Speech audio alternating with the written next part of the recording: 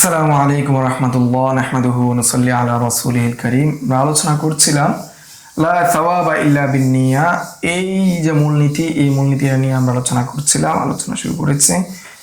তো ধারাবাহিকভাবে আমরা মৌলিক যে আলোচনা, সেই আলোচনাটা আমরা জেনেছি।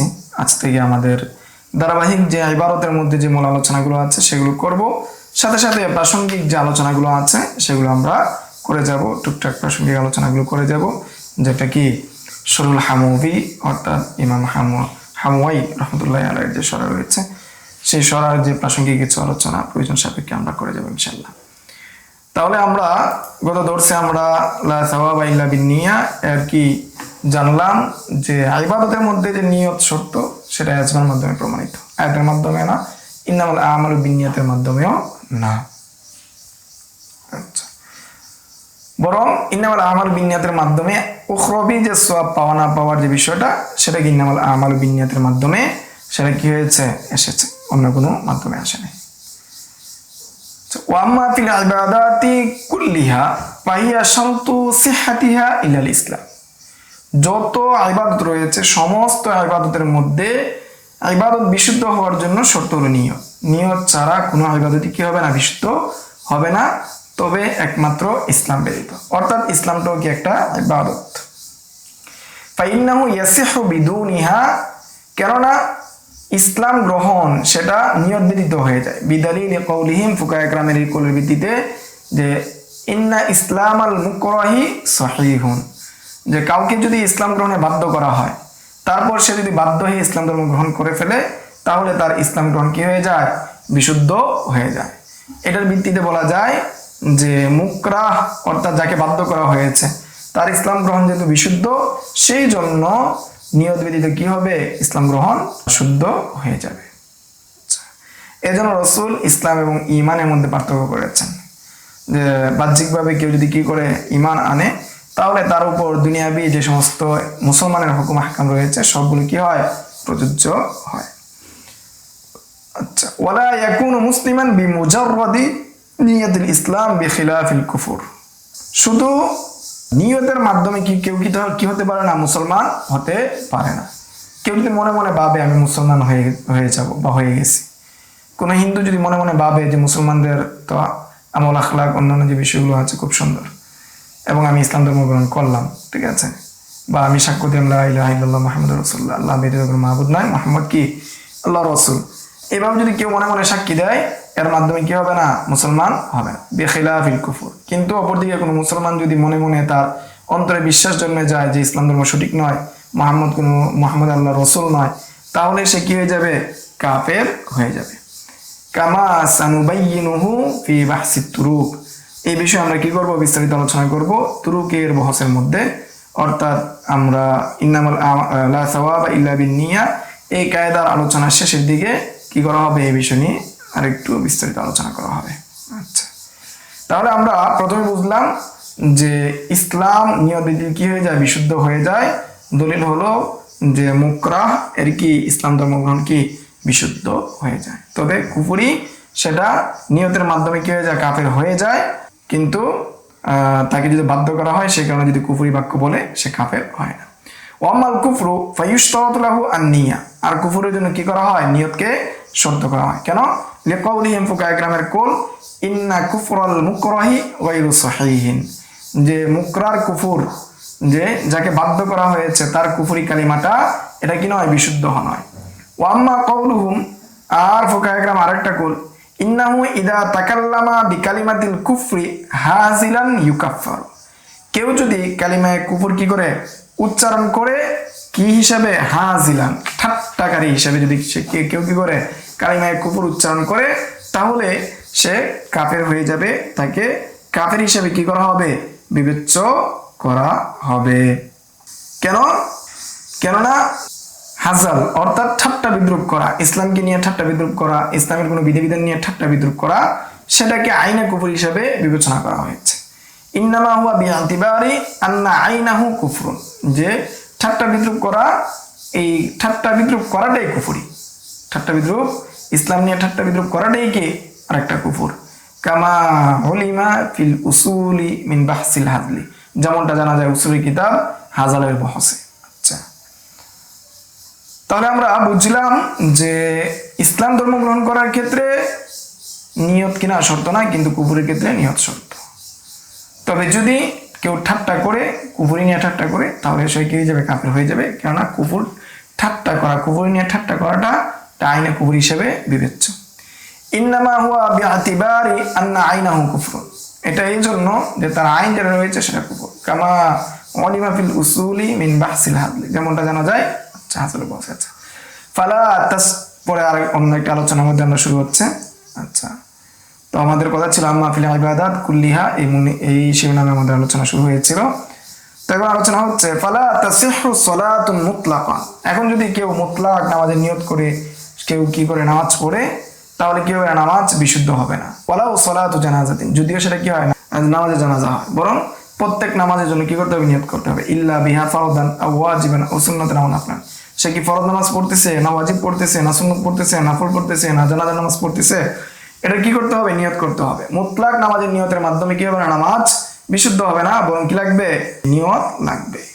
ওয়াইদা নাওয়া কতআহা লা ইয়াখরুজু আনহা ইল্লা বিমুনাফিন, কেউ যদি নামাজকে ভঙ্গ করে ফেলতে চায়, নামাজকে ভাঙতে চায়, নামাজকে এই নামাজ থেকে অন্য নামাজে চলে যেতে চায়, তাহলে এই নিয়ত করলে কি হবে না? সে নামাজ ভঙ্গকারী হিসেবে বিবেচ্য হবে না, যতক্ষণ না সে নামাজের মুনাফি, অর্থাৎ নামাজের মুনাফিকে কথা বলা, হাঁটাচলা করা, খাওয়া, এরকম নামাজের মুনাফি যেগুলো আছে, নামাজ ভাঙে যে সমস্ত কাজ, সে সমস্ত কাজ না করে ততক্ষণ পর্যন্ত সে নামাজ থেকে বাহির হয়েছে বলে গণ্য হবে না। লাউ নাওয়াল ইন্তেকাল আনহা ইলা গায়রিহা, এখন যদি কেউ নিয়ত করে যে সে জোহরের নামাজ পড়তেছে বা জোহরের সুন্নত পড়তেছে, এখন যদি সে নিয়ত করে না জোহরের সময় কম, আমি কি জোহরের ফরজ করে ফেলবো, তাহলেও কি হবে না? তার ইন্তেকালটা হবে না, অর্থাৎ তার এই অন্য নামাজের যে নিয়ত করেছে সেই নিয়ত বিশুদ্ধ হবে না। ফাইন কানাতিস সানিয়াতু গায়রুল উলা, যদি যেই দ্বিতীয় নামাজের নিয়ত করতেছে সেই দ্বিতীয় নামাজটা যদি প্রথম নামাজ না হয়, অর্থাৎ কেউ যদি মনে করেন জোহরের সুন্নত 4 রাকাত সুন্নত নামাজ শুরু করলো, এমন অবস্থায় 1 রাকাত পর তার মনে হলো যে হয়তো সে তাকবীরে তাহরিমাটা সময় আল্লাহু আকবার বলে নাই, এখন যদি সে কি করে এই নিয়ত করে, তাহলে তো প্রথম নামাজই থাকবে। আর এখন যদি জোহরের 4 রাকাত সুন্নত নামাজের জায়গায় যদি 4 রাকাত ফরজের দিকে সে কি করে নিয়ত করে, ঠিক আছে, তাহলেও কি নিয়ত বিশুদ্ধ হবে না।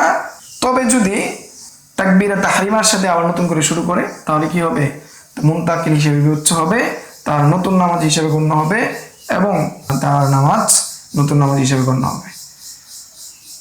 এটি বলা হচ্ছে ফাইন কানাতিস সানিয়াতু গায়রুল উলা, যদি দ্বিতীয়টা কি প্রথমটা না হয়, অর্থাৎ দ্বিতীয় নামাজের যে নিয়তটা সেটা যদি প্রথম নামাজ না হয়, ওয়া শারআ বিত তাকবীরি, এবং সেটা যদি নতুন করে তাকবীরে তাহরিমার মাধ্যমে শুরু করে, সারা মুনতাকিরান, তখন সেটা কি মুনতাকিল হিসেবে বিবেচ্য হবে। ওইল্লা ওয়ালা, অন্যথায় কি হবে না?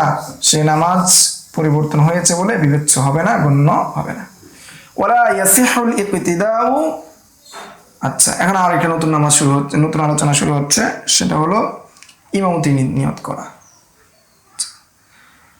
ওয়ালা ইয়াসিহুল ইকতিদা বিইমামিন ইল্লা বিনিয়াতিন ওয়া তাসিহুল ইমামাতু বিদুনি নিয়াতিহা খিলাফান লিল খারখি ওয়া বিহাফসিল কাবীর কামা ফিল বিনায়া।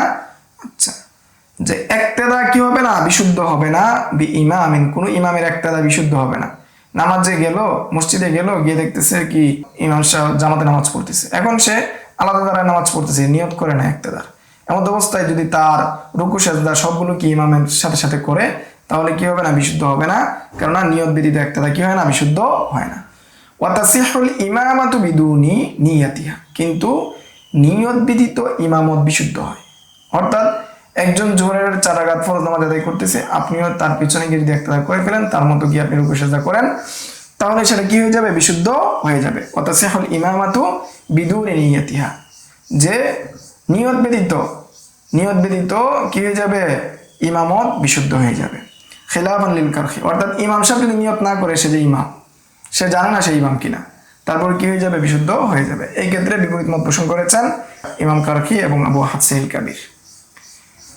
আচ্ছা, কামা ফিল বিনায়া, বিনায়ের মধ্যে এসেছে ইল্লা ইদা সাল্লা খালফাহু নিসান, তবে যদি কোনো ব্যক্তির পিছনে মহিলারা ইকতিদা করে, তাহলে কি হবে না? মহিলাদের ইকতিদা বিশুদ্ধ হবে না। অর্থাৎ তাসিহুল ইমামাতু যে কথাটা রয়েছে, অর্থাৎ ইমামতি কি হবে না, বিশুদ্ধ হবে না যদি মহিলারা কি করে ইক্তেদা করে। ফাইন্না ইক্তিদাআহুন্না বিহি বিলা নিয়াতিল ইমাম লিল ইমামাতি গায়রু সাহিহিন, কেননা ইমামের পৃথকভাবে মহিলাদের ইমামতির নিয়ত করা ব্যতীত যদি কি করে মহিলারা পুরুষের পিছনে ইক্তেদা করে, তাহলে মহিলাদের নামাজ বিশুদ্ধ হবে না, ইমামত কি হবে না, বিশুদ্ধ হবে না, ইমামত প্রয়োগ হবে না। তো এটাই বলা হয়েছে যে কেননা মহিলারা যদি এসে নামাজে দাঁড়িয়ে যায়, যদি সে মুস্তাহাত হয় এবং একই নামাজে হয় এবং সাথে সাথে কি মুতলাক অর্থাৎ জাতার রুকু জাতার সুজুদ ওয়ালা নামাজ হয় এবং মুহাজাত যদি হয়ে যায়, অর্থাৎ সামনে হয় দুই সাইডে হয় মহিলা, তাহলে কি হয়ে যায়, নামাজ ভেঙে যায়। এই বিষয়ে বিস্তারিত আলোচনা রয়েছে, আপনারা মুহাজাতের মাসালা দেখে নেবেন, এখানে বিস্তারিত আলোচনা করছি না।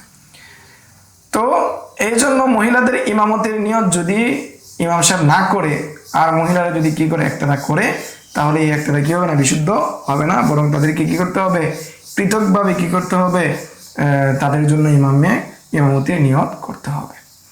ওয়াস্তাসনা বা'দুহুম আল জুমা ওয়াল ঈদাইন, তবে কতক ফুকাহে কেরামগণ মহিলাদের ইমামতির নিয়ত না করলেও ইমামত বিশুদ্ধ হয়ে যাবে, এই বিষয়ে কি করেছেন, ইস্তিসনা করেছেন যে জুমার নামাজ এবং ঈদাইনের নামাজ। অর্থাৎ জুমার নামাজ এবং ঈদাইনের নামাজের মধ্যে যদি ইমাম সাহেব মহিলাদের জন্য নিয়ত নাও করে এবং ঈদাইনের মধ্যে যদি মহিলাদের জন্য নিয়ত নাও করে, তারপরে যদি মহিলারা পুরুষের পিছনে ইক্তেদা করে, তাহলে ইক্তেদা সহি হয়ে যাবে, ইমামত সহি হয়ে যাবে।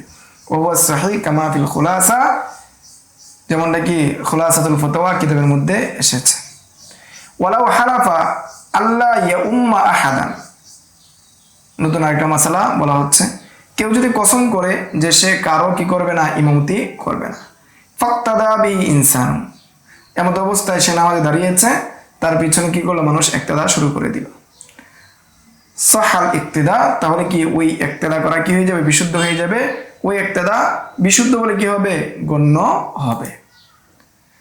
এমন কথা হলো, যেহেতু ইক্তেদা বিশুদ্ধ হয়েছে, ওয়াল ইয়াহনুসু, সে কি মানে হানেস হবে, অর্থাৎ সে যে কসম করেছিল কারো ইক্তেদা করবে না, এমন অবস্থায় সে হানেস হিসেবে বিবেচিত হবে।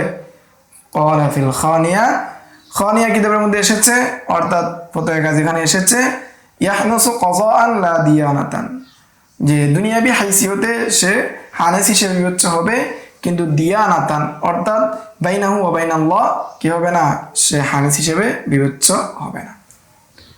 তবে এখানে আরেকটা ইস্তিসনা করা হচ্ছে, ইল্লা ইন আশহাদা ক্বাবলা শুরুই ফালা ইয়াহনুসু ক্বাযা, তবে হ্যাঁ, যদি সে নামাজ শুরু করার পূর্বেই যদি সে সাক্ষী রাখে যে আমি কারো ইক্তেদা করব না, তোমরা কেউ আমার কি করো না, ইমামতি করো না, ফালা ইয়াহনুসু ক্বাযা বলে, ফালা ইয়াহনুস ক্বাযা, সে কি হবে না, দুনিয়াবি হাইসিয়তেও কজান ভাবেও সে কি হবে না, কসম ভঙ্গকারী হিসেবে বিবেচ্য হবে না। ওয়াকাদা লাউ আম্মান নাস, অনুরূপভাবে কেউ যদি মানুষের কি করে, ইমামতি করে, ওয়াকাদা লাউ আম্মান নাসা হাযাল হালিফু ফি সালাতিল জুমআ, অনুরূপভাবে এই কসমকারী যদি কি করে, জুমার নামাজে কি করে, ইমামতি করে, সাহাত, তার কি হবে, নামাজ বিশুদ্ধ হয়ে যাবে। ওয়া হানাসা ক্বাযাআন, এবং সে কি দুনিয়াবি হাইসিয়তে ক্বাযাআন, সে কি হানেস হিসেবে বিবেচিত হবে। ওয়ালা ইয়াহনুসু আসলান ইদা আম্মাহুম ফি সালাতিল জানাজাতি ওয়া সাজদাতিত তিলাওয়াতি, তবে সে হানেস হিসেবে বিবেচিত হবে না সে যদি ইমামতি করে জানাজার নামাজে এবং সেজদায়ে তেলাওয়াতে, জানাজার নামাজে এবং সেজদায়ে তেলাওয়াতে যদি সে কি করে, ইমামতি করে, তাহলে সে হানেস হিসেবে বিবেচিত হবে না, হানেস হবে না। আরেকটা মাসালা বলা হচ্ছে, ওয়ালাউ হালাফা আন্নাহু লা ইয়াউম্মা ফুলানান, কেউ যদি কসম করে যে আমি জায়েদের ইমামতি করব না, ফা আম্মান নাসু নাওয়ান আল্লাহ ওয়া ইয়াউম্মা গায়রাহু, ফলে সে কি করতেছে, মানুষে ইমামতি করতেছে, এই নিয়ত করে সে কি করবে না, জায়েদের ইমামতি করবে না, আল্লাহ ইয়াউম্মাহু, তার ইমামতি করবে না, ওয়া ইয়াউম্মা গায়রাহু, কিন্তু সে অন্য মানুষ অর্থাৎ জায়েদ ব্যতীত অন্য যারা রয়েছে তাদের কি করবে, ইমামতি করবে। ফাক্তাদা বিহি ফুলানুন, তখন কি করলো, যে ব্যক্তি নিয়ত করেছিল যে সে তার ইমামতি করবে না, কসম করেছিল, এমন অবস্থায় সে যদি তার ইক্তেদা করে, জায়েদ যদি ইক্তেদা করে, হানাসা, তাহলে সে কি হয়ে যাবে? হানেস হয়ে যাবে, কসম ভঙ্গকারী হিসেবে বিবেচিত হবে। ওয়াইন লাম ইয়ালাম বিহি, যদিও সে কি না জানে যে জায়েদ কি ইক্তদা করেছে, সে যদিও না জানে তারপরে সে কি হানেস হয়ে যাবে। এরপরে বলা হচ্ছে ওয়ালাকিন লা সাওয়াবা লাহু আলা ইমামাতি, যদি কেউ কারো ইমামতির নিয়ত না করে দাঁড়ায়, এমন অবস্থায় কেউ যদি কি করে ইক্তদা করে, তাহলে তাদের নামাজ বিশুদ্ধ হয়ে যাবে, কিন্তু ইমামতির কারণে যে সওয়াব পাওয়ার কথা, মুসল্লির ইমামতির কারণে যে সওয়াব পাওয়ার কথা, সেই সওয়াব তারা পাবে না। এরপরে সুজুদ তিলাওয়াতি কাসসালাহ, সেজদায়ে তেলাওয়াত নামাজের মতোই, অর্থাৎ নামাজের মধ্যে যেভাবে নিয়ত শর্ত, ঠিক তেমনি ভাবে সেজদায়ে তেলাওয়াতের মধ্যেও কি নিয়ত শর্ত। নামাজ যেভাবে নিয়ত ব্যতীত বিশুদ্ধ হবে না, সহিহ হবে না, ঠিক তেমনি ভাবে সেজদায়ে তেলাওয়াতও কি হবে না? বিশুদ্ধ হবে না। ওয়াকাযা সাজদাতু শুকরি আলা কওলি মান ইয়ারাহা মাশরুআতান, অনুরূপভাবে সাজদায়ে শুকর যেটা রয়েছে সেটাও যারা মনে করেন মাশরু, এখানে মাশরু দ্বারা উদ্দেশ্য হলো ওয়াজিব, অর্থাৎ যারা মনে করেন ওয়াজিব, তা নিয়ত ব্যতীত সাজদায়ে শুকর কি হবে না? আদায় হবে না। ওয়াল মুআতামাদু আন্নাল খিলাফা ফি নিয়াতিহা লা ফিল জাওয়াজি, ইখতিলাফের যে বিষয়টা, মানে মান ইয়ারাহা মাশরুআতান যে কথাটা বলা হয়েছে, এর মানে বোঝা যাচ্ছে কি ইখতিলাফ হয়েছে। এখানে নির্ভরযোগ্য কথা হলো যে ইখতিলাফটা হলো নিয়ত লাগবে কি লাগবে না তার মধ্যে, লা ফিল জাওয়াজি, এটা জায়েজ কি জায়েজ না সেটার মধ্যে কি নাই? ইখতিলাফ নাই, সবার নিকট কি জায়েজ। ওয়াকাযা সুজুদ ইসসাহবি, এমনিভাবে কি সাজদায়ে সাহুর মধ্যে লা তাদুররুহু নিয়াতু আদামিহি ওয়াক্তাস সালাম, এখন সাজদায়ে সাহু যে রয়েছে, ওয়াজিব ছুটে গেলে যেই সাজদা দিতে হয়, সেই সাজদায়ে সাহুর নিয়ত সালামের সময় যদি নাও থাকে, পরবর্তীতে সালাম ফিরানোর পরেও যদি সে কি করে সাজদায়ে সাহু দিয়ে দেয়, ওই সময় যে নিয়ত হচ্ছে, সাজদায়ে সাহু দেওয়ার সময় যে নিয়ত হচ্ছে, সেই নিয়তের মাধ্যমে কি হয়ে যাবে? যথেষ্ট হয়ে যাবে। তাহলে আমরা দীর্ঘ 4টা স্লাইডের মাধ্যমে আমরা আরো কিছু নিয়ত সংক্রান্ত বিষয় বা মাসালা সংক্রান্ত জানলাম, সেটা ইবাদতের মধ্যে রয়েছে, অর্থাৎ নামাজের সাথে সংশ্লিষ্ট। তারপরে কি আসবে? যাকাত আসবে, সোম আসবে, হজ আসবে, কাজা আসবে, তার ভাবে আলোচনাগুলো চলতেই থাকবে। তো আশা করি এর মাধ্যমে আপনারা জম্মে গফির ফায়দা নিতে পারবেন, সাথে সাথে আপনারা মোতালা করবেন এবং এই কিতাবের যে হাসিয়াগুলো আছে, হাসিয়াগুলো দেখার চেষ্টা করবেন। আশা করি পরিপূর্ণ ইস্তেফাদা এখান থেকে গ্রহণ করতে পারবেন। আজকের দর্স এই পর্যন্তই। আসসালামু আলাইকুম ওয়া রাহমাতুল্লাহ। يؤتي الحكمة من يشاء ومن يؤت الحكمة فقد أوتي خيرا كثيرا وما يذكر إلا أولو الألباب.